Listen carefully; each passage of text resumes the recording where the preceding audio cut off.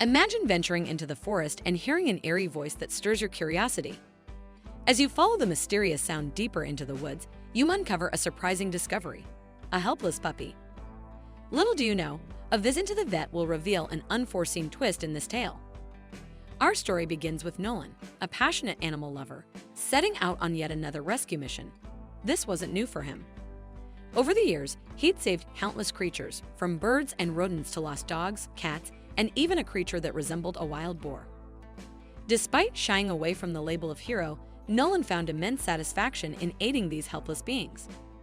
As he wandered through the woods outside the city, Nolan's sharp ears caught a faint cry of distress. He halted, straining to catch the sound once more. Sure enough, the cry echoed faintly again. Determined, Nolan followed the noise with careful steps, concerned he might be venturing too far. Soon, the soft whimpering guided him to a cozy bed of moss. Nestled within was a tiny black puppy, so young its eyes hadn't fully opened yet. He carefully examined the small creature for injuries but found none. However, the moss bed seemed out of place. It was not a natural feature of the forest floor. Nolan pondered if it could be a makeshift nest built by an animal or perhaps left by a human. The question nagged at him: why would someone abandon a puppy in the woods? But before we delve further into the story, remember to subscribe to The Wild Wonder and hit that like button. Nolan crafted a makeshift carrier from the cover of his travel bag, gently placing the puppy inside. He had a long trek back to his car, but at least the little one would be safe. As he walked, Nolan frequently checked on the pup. It was about to rain, and he didn't want the tiny creature to get wet or cold. The more he looked at it, the more he doubted it was a puppy. It was small and definitely a baby, but something about its features seemed off. As he neared the parking lot, Nolan had another thought. Maybe this creature wasn't native to the area. His curiosity was piqued, but his priority remained clear: get the animal to a vet. However, when he reached the parking lot, his heart sank. The lot was completely empty.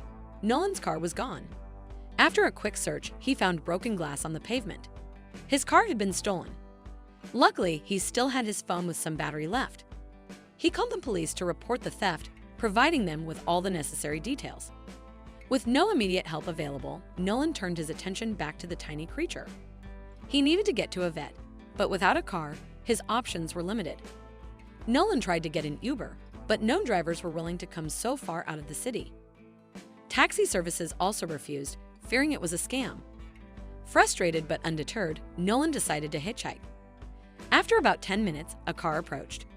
A middle-aged woman stopped, and after hearing his story, agreed to give him a lift into the city. During the ride, her Labrador sniffed at the bundle in Nolan's arms and suddenly became aggressive. The woman quickly reprimanded her dog, but Nolan's suspicion grew. This was no ordinary puppy. Upon arriving at the vet, Nolan thanked the woman and checked in at the front desk. The receptionist, noticing the animal's condition, quickly ushered him in. As he waited, Nolan received a call from the police. They had found his car.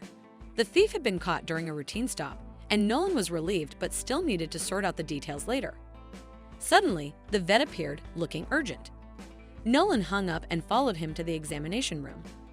The vet explained that the animal was not a puppy but a baby raccoon infected with a highly contagious and nearly fatal virus for smaller mammals.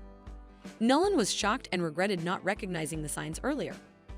The vet reassured him that humans couldn't contract the virus, but strict precautions were necessary to prevent it from spreading to other animals in the clinic. After isolating the raccoon, Nolan and the clinic staff underwent decontamination procedures.